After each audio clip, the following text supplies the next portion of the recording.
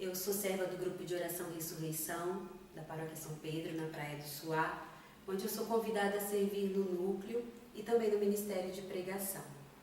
É com muita alegria que eu estou com vocês nessa noite, para juntos falarmos um pouco mais sobre o Reino de Deus. Convido todos comigo a fechar os olhos para que juntos clamemos o Espírito Santo de Deus. Vinde, Espírito Santo, enchei os corações dos vossos fiéis e acendei neles o fogo do vosso amor. Enviai o vosso Espírito e tudo será criado e renovareis a face da terra. Oremos. Deus, que instruístes os corações dos vossos fiéis com a luz do Espírito Santo, fazei que apreciemos retamente todas as coisas, segundo o mesmo Espírito, e gozemos sempre da sua consolação. Por Cristo Senhor nosso. Amém.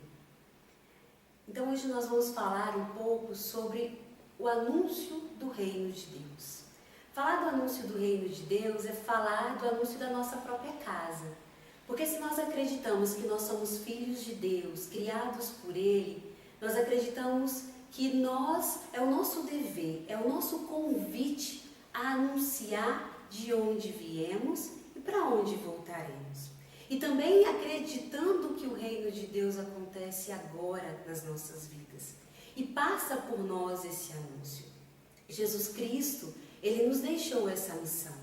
Ele deixou essa missão desde o tempo do convívio dele lá com os discípulos, onde Ele disse: ide por todo o mundo, batizai em nome do Pai, do Filho e do Espírito Santo, e anunciai o Evangelho, anunciai o Reino de Deus a todas as criaturas.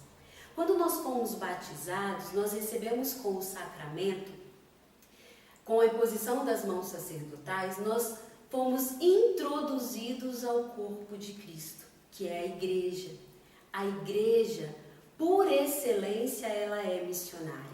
E se a Igreja por excelência é missionária, uma vez batizados, nos tornamos corpo de Cristo, que é a Igreja, nós já nascemos com esse ardor missionário. Nós fomos batizados, esse ardor, ele ferve dentro do ser Igreja, dentro de cada um de nós. E é esse convite.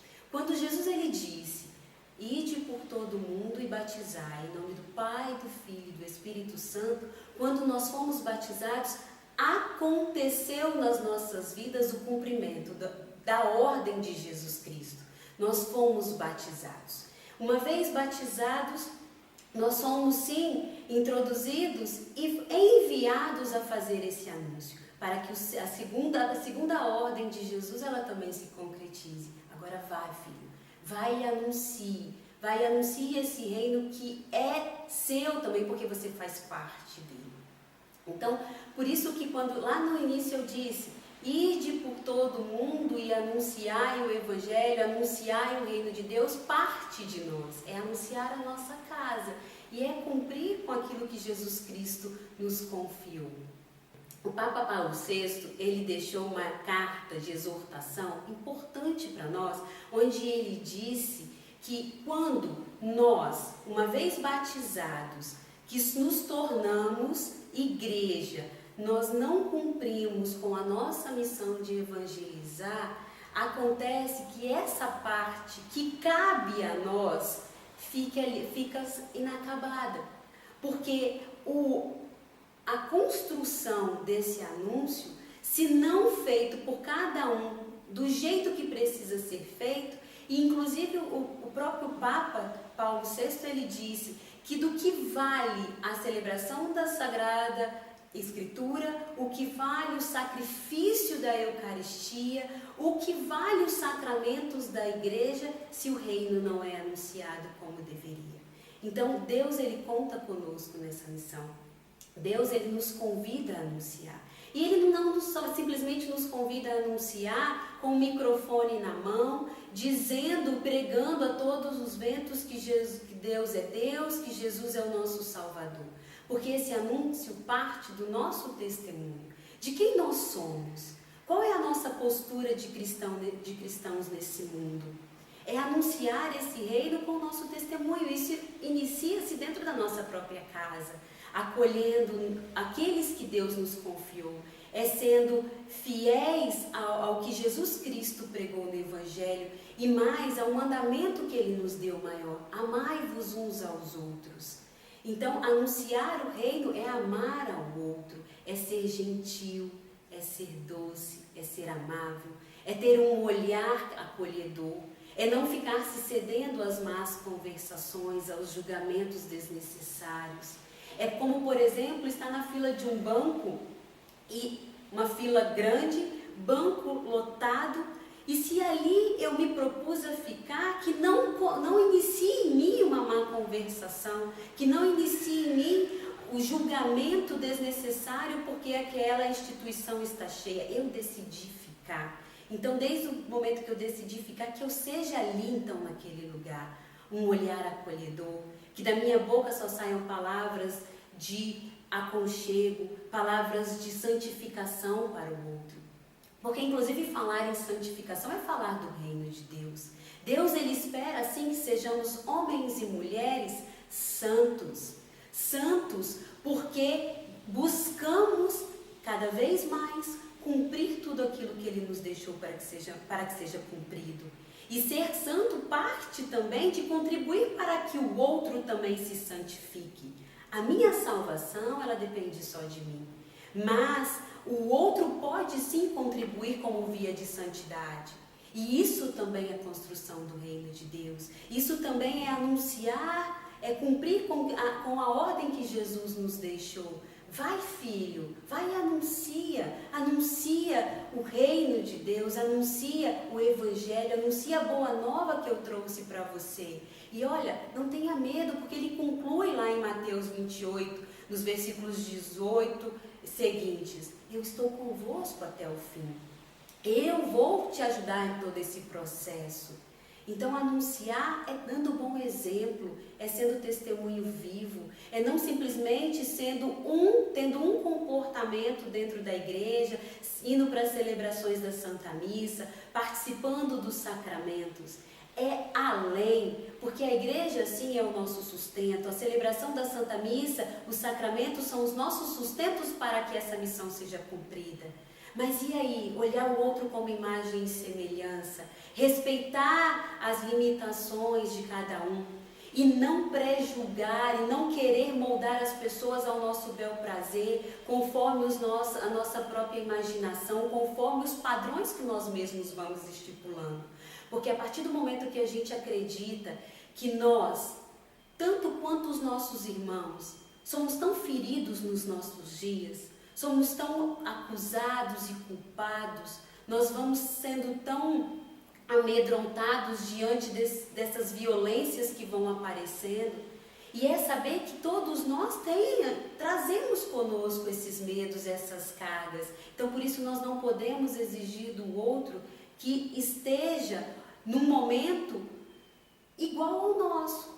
Então, por isso, parte do amor, porque só consegue compreender isso, só consegue acolher o irmão do jeito que ele está, quem ama, quem verdadeiramente ama. E o reino de Deus, ele só continuará sendo construído através de nós, a partir do momento que o mandamento primeiro, ele começar a ser a nossa identidade. Porque as pessoas precisam olhar para cada um de nós e enxergar Jesus Cristo, enxergar o amor, é se aproximar e dizer que João, que Maria, que Fernanda, que Mário são amor. Porque conseguirão se aproximar porque já sabem que serão acolhidos.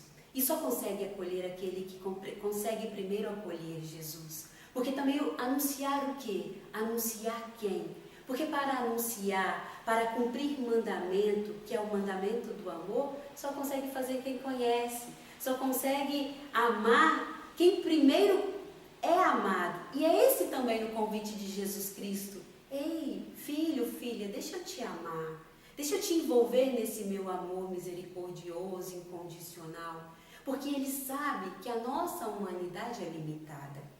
E Ele sabe que nós precisaremos dEle para que esse reino aconteça, para que o reino seja anunciado e seja conhecido por todos. E se eu conheço, se eu me predisponho a ser amado primeiro por Jesus Cristo, eu vou conseguir passar isso adiante. As pessoas conseguirão enxergar no meu olhar, nos meus gestos, nas minhas atitudes, que tem algo diferente, porque eu sei quem eu estou anunciando. Eu vou sim, e não necessariamente com palavras. Lá no Catecismo da Igreja Católica, no número 546, vem dizer para nós, dentro de todo o parágrafo, tem uma frasezinha-chave que diz: uma atitude, um gesto vale muito mais que 1000 palavras. Então, às vezes, muitos falam: não é a minha hora, eu não estou pronto para anunciar, eu não estou pronto para servir Jesus Cristo, eu ainda tenho que esperar, eu preciso me preparar, porque acha que a base são livros, a base são bibliografias, que precisa se dedicar anos de estudo para anunciar o reino de Deus. Não! Deus, Ele nos criou com uma missão. E Ele nos criou com a missão de amar. Uma das missões que Ele nos deu, que Ele nos confiou, foi amar. E aprender a amar é muito mais do que os livros, tá? Vai muito além das bibliografias. Amar está no exercício, está na decisão. Eu decido ser amor, eu decido amar o meu próximo, porque aquele que me confiou essa missão me amou primeiro, me escolheu, me envolveu nesse amor ao ponto dele transbordar dentro de mim e eu querer que o meu irmão conheça, e eu querer desejar que o meu irmão experimente. E uma vez experimentado, se é de verdade, é como se é uma contaminação mesmo, se assim eu posso usar a expressão. Vai contagiando, né? Vai contaminando o outro com esse bem maior. E aí eu não tenho dúvidas de que Deus, Ele se alegra com tudo isso. E Jesus olha para nós e diz: esse é meu filho muito amado. Porque quando Jesus ele foi enviado para a missão do anúncio do reino, quando ele foi batizado nas águas do Rio Jordão, ali quando ele recebeu, quando o cumprimento da palavra também aconteceu na vida dele, quando ele ouviu do céu, uma voz veio do céu: eis o meu filho muito amado, em quem eu me agrado.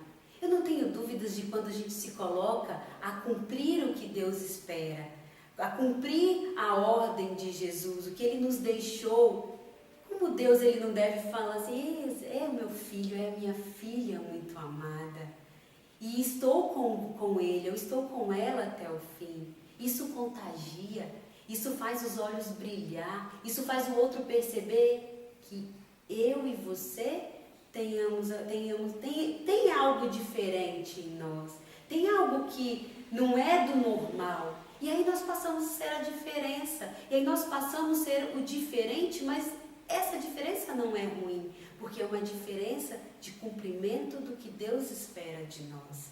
E aí é a certeza que vai crescendo dentro dos nossos corações, que o dia que recebemos a graça de contemplarmos a face gloriosa de nosso Senhor Jesus Cristo, ali Ele vai dizer: é meu filho muito amado, cumpriu.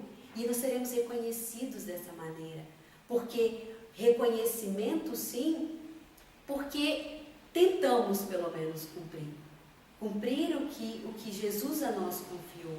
No Concílio Vaticano, dentro do Concílio Vaticano II, tem um documento, o Lumen Gentium, e que ele vem dizendo claramente o quanto a nossa missão precisa ser exercida para que o próprio Deus ele consiga descansar.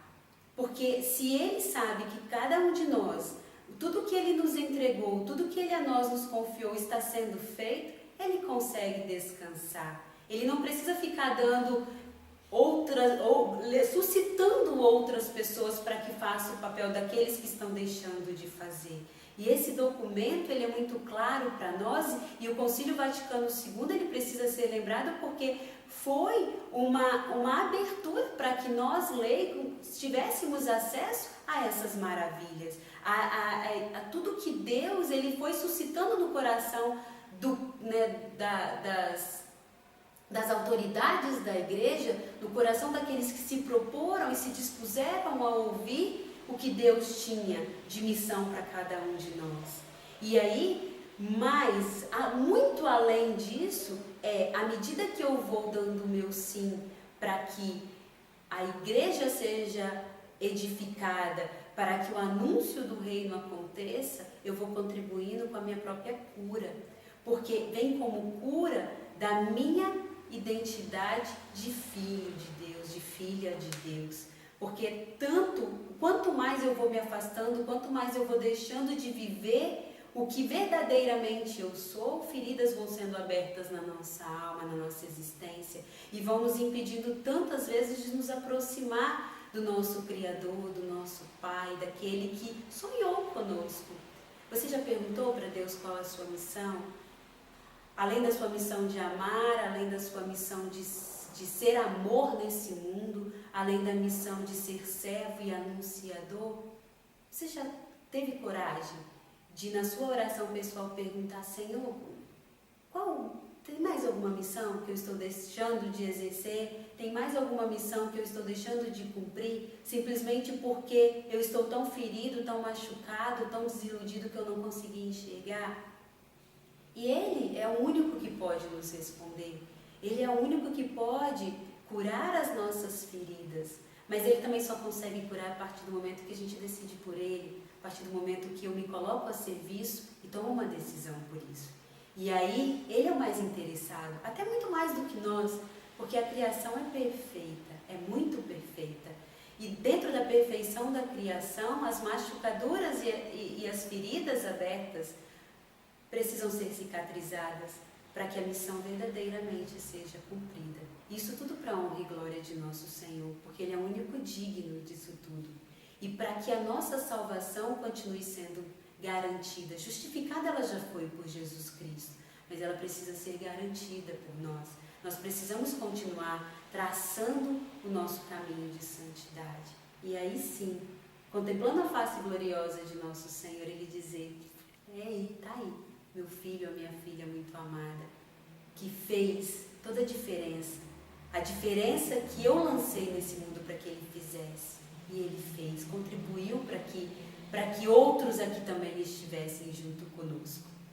Então, é um convite mesmo. É um convite a refletir qual é a nossa missão. Qual continua sendo a nossa missão. E o tempo é agora. Não voltemos mais os nossos olhos para o tempo que passou. Passou. Cabe só a Deus agora guardar no coração dele o que passou. Mas cabe a nós, a partir de agora, decidir por um novo. Decidir por eu quero fazer a diferença. Eu quero ser bem visto por Deus. Eu quero cumprir o que Ele me confiou. Eu quero fazer a minha parte.